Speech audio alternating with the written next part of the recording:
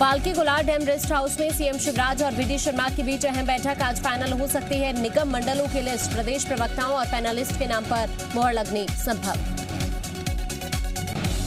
मध्य प्रदेश में होने वाले उपचुनाव की तैयारियों में जुटी बीजेपी इस बार कांग्रेस सरकार की कमियां गिनाएगी। पार्टी आलाकमान की ओर से उपचुनाव वाली सीटों के प्रभारियों को निर्देश जारी किए गए हैं, जिसमें उनसे विकास पर फोकस करने के लिए कहा गया है। छत्तीसगढ़ में बीजेपी को सत्ता से हटाकर कांग्रेस सरकार बनाने के बाद अब सीएम भूपेश बघेल का कद राष्ट्रीय राजनीति में बढ़ता जा रहा है। उत्तर प्रदेश विधानसभा चुनाव को देखते हुए पार्टी ने उन्हें बड़ी जिम्मेदारी सौंपी है। यानी पार्टी संगठन यूपी में भी छत्तीसगढ़ का भूपेश फॉर्मूला अपनाने के मूड में दिख रही है। यूपी कांग्रेस के करीब 100 पदाधिकारियों और कार्यकर्ताओं को ट्रेनिंग देने की जिम्मेदारी छत्तीसगढ़ कांग्रेस को सौंपी गई है। इन लोगों को बूथ प्रबंधन और चुनाव से जुड़ी दूसरी बातों की ट्रेनिंग दी जाएगी और फिर उन्हें ट्रेनर बनाकर दूसरों को प्रशिक्षण देने की जिम्मेदारी सौंपी जा सकती है। देश में पिछले 24 घंटे में मिले कोरोना के 41,831 नए केस। एक दिन में 541 मरीजों की मौत, 39,258 लोग हुए ठीक। देश भर में फिलहाल चल रहा है 4,10,000 मरीजों का इलाज।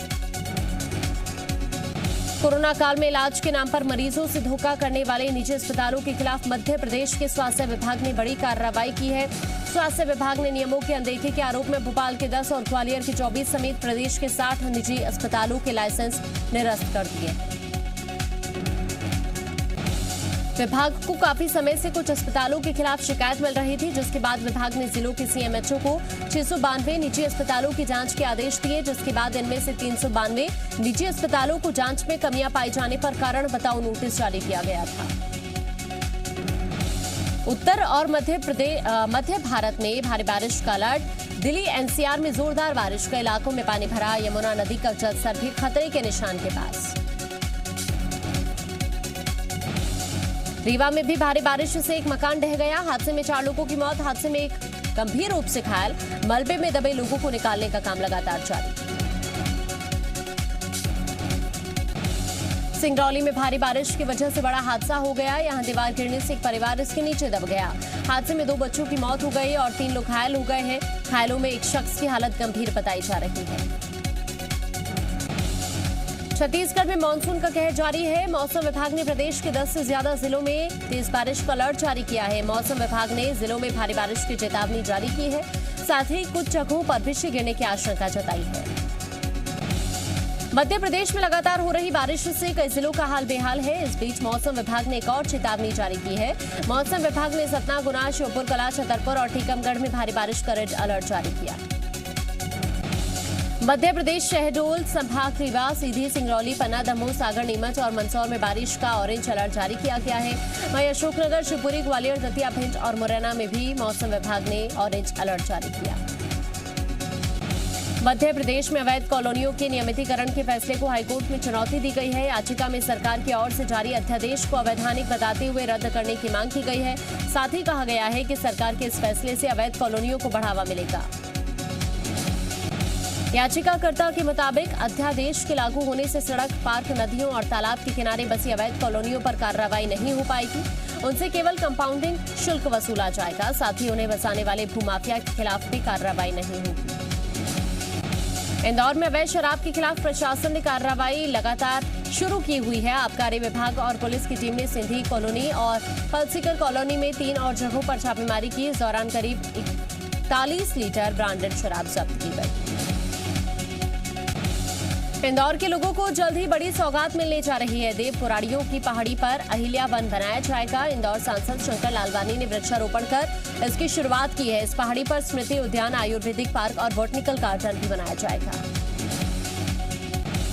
रायपुर में बढ़ती जा रही है डेंगू के मरीजों की संख्या। नगर निगम जोन 7 के 6 मोहल्लों में 40 मरीज मिले। प्रभावित इलाकों में छिड़काव करा रहा है प्रशासन के लोगों से सतर्क रहने की अपील। मध्य प्रदेश में कोरोना की दूसरी लहर का असर कम होने के साथ ही अब स्कूल, कॉलेज खुलने लगे हैं। आज से कॉलेजेस में ऑनलाइन प्रवेश की प्रक्रिया शुरू होगी। इसके तहत प्रदेश के 1264 सरकारी और निजी कॉलेजेस और 758 बीएड कॉलेजेस में दाखिला होगा।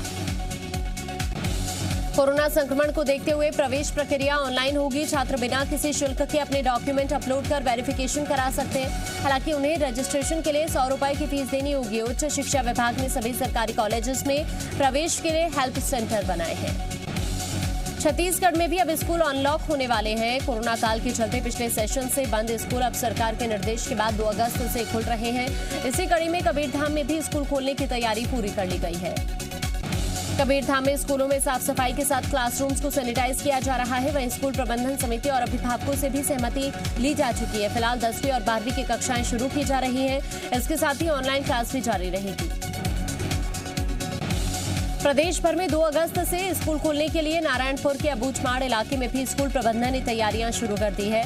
स्कूल में हाथ धोने की व्यवस्था हो या सोशल डिस्टेंसिंग के तहत दूर दूर बैठने की व्यवस्था, कोविड नियमों का पूरा ध्यान रखा जा रहा है। खंडवा में लोकसभा उपचुनाव को लेकर जहां राजनीतिक पार्टियां उम्मीदवारों पर मंथन कर रही है, तो वहीं प्रशासन ने भी तैयारियां शुरू कर दी है। खंडवा में 2 अगस्त से ईवीएम और वीवीपैट मशीन के परीक्षण का दौर शुरू किया जाएगा। खंडवा में सभी मान्यता प्राप्त राजनीतिक दल के प्रतिनिधियों को उपस्थित रहने के लिए सूचना भेज दी गई है। मशीनों के परीक्षण के लिए बेंगलुरु से BHEL कंपनी के इंजीनियर्स की एक टीम खंडवा आएगी और उन्हीं की देखरेख में परीक्षण का काम लगभग 15 दिन तक चलेगा। व्यापम आरक्षक भर्ती परीक्षा में फर्जीवाड़े के एक मामले में 2 आरोपियों को 7-7 साल की सजा सुनाई गई है। कोर्ट ने फर्जीवाड़े से आरक्षक बने ओम प्रकाश त्यागी और सतीश जाधव को 7-7 साल की सजा सुनाई है।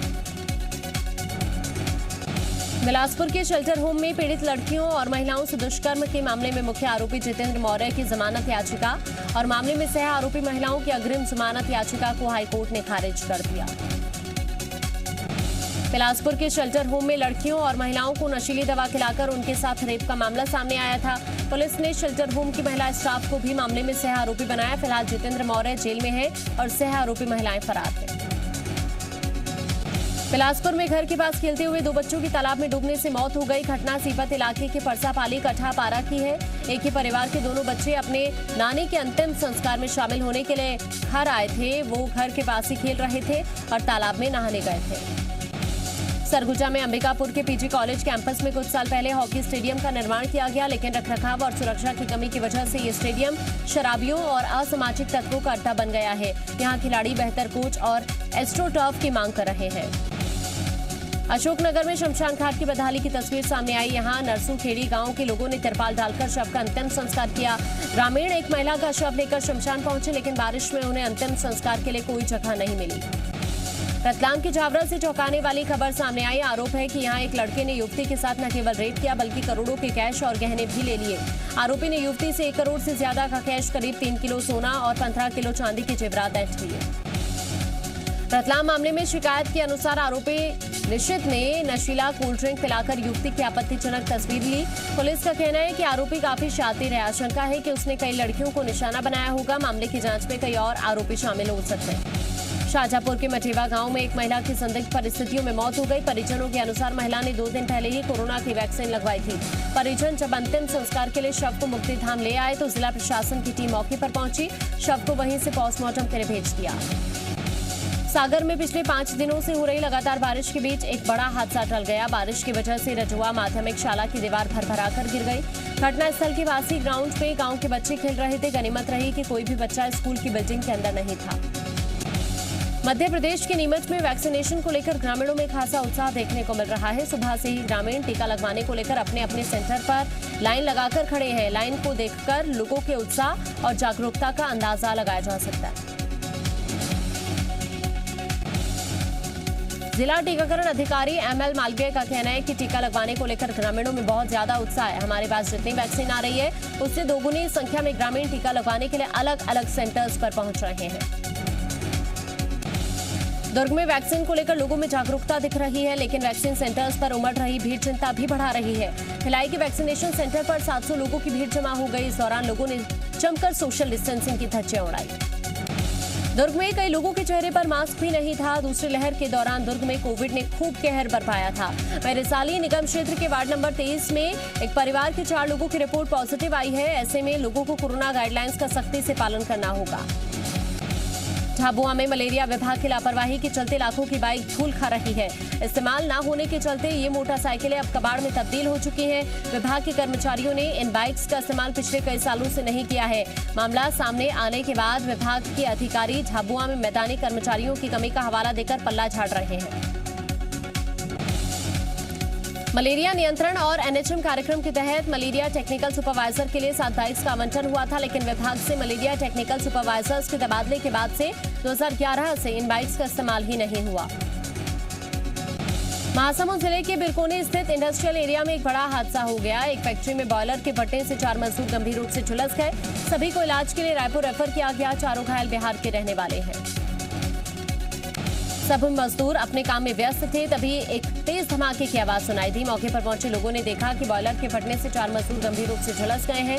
ये वही फैक्ट्री है जहां कुछ दिन पहले भी बॉयलर के फटने से एक मजदूर की मौत हो गई थी।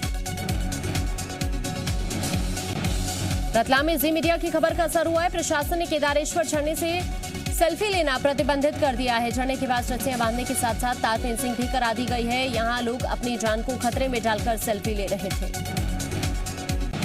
रतलाम की खबर को जी मीडिया ने प्रमुखता से दिखाया था, जिसके बाद प्रशासन ने फैसला लिया। केदारेश्वर धाम रतलाम में पहाड़ियों के बीच स्थित है। यह बारिश के समय झरने का दृश्य लोगों को काफी आकर्षित करता है।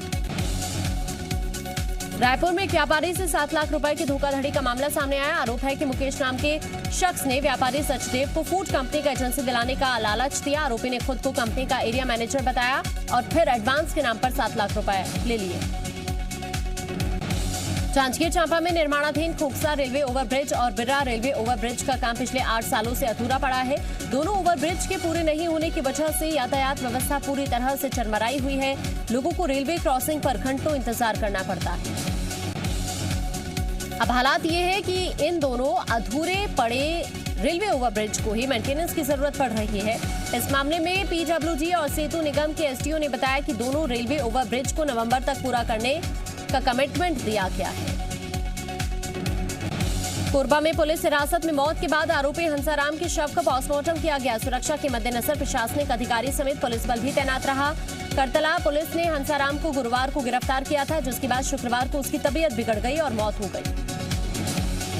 कोरबा एसपी कीर्तन राठौर ने बताया कि कोर्ट में पेश करने से पहले उसकी तबीयत खराब हुई थी। वहीं मृतक के परिजनों ने पुलिस पर सवाल उठाया है कि पहले से बीमार शख्स की गिरफ्तारी में पुलिस ने इतनी लापरवाही क्यों दिखाई, उसे तुरंत हॉस्पिटल क्यों नहीं ले जाया गया। गौतम बुद्ध नगर में हुई मुठभेड़ में पुलिस ने 3 आरोपियों को गिरफ्तार किया। लूट के मामले में फरार चल रहे थे तीनों आरोपी। एक बदमाश फरार होने में कामयाब रहा। लूट के मामले में अब तक 9 गिरफ्तारी हो चुकी है।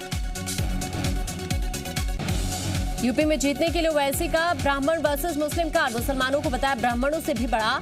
जनसंख्या कानून पर योगी को किया चैलेंज। खुले में शराब पीने पर नोएडा पुलिस का बड़ा एक्शन। 1495 लोगों को गिरफ्तार किया। वीकेंड कर्फ्यू के दौरान सबसे बड़ी कार्रवाई। कानपुर पुलिस ने 3 एटीएम हैकर्स को गिरफ्तार किया। 206 एटीएम कार्ड्स और 5 लाख रुपए बरामद किए। अब तक कर चुके हैं 30 से 40 लाख की ठगी। उत्तराखंड में 34 आईएएस अधिकारियों के तबादले। अभिषेक रोहिला बने देहरादून नगर निगम के आयुक्त। अल्मोड़ा की जिलाधिकारी बनी वंदना सिंह। आज से इनामी बदमाशों की गिरफ्तारी के लिए विशेष अभियान चलाएगी Uttarakhand police. Uttarakhand STF, SOG और दूसरी एजेंसियों के साथ मिलकर शुरू करेगी जॉइंट ऑपरेशन।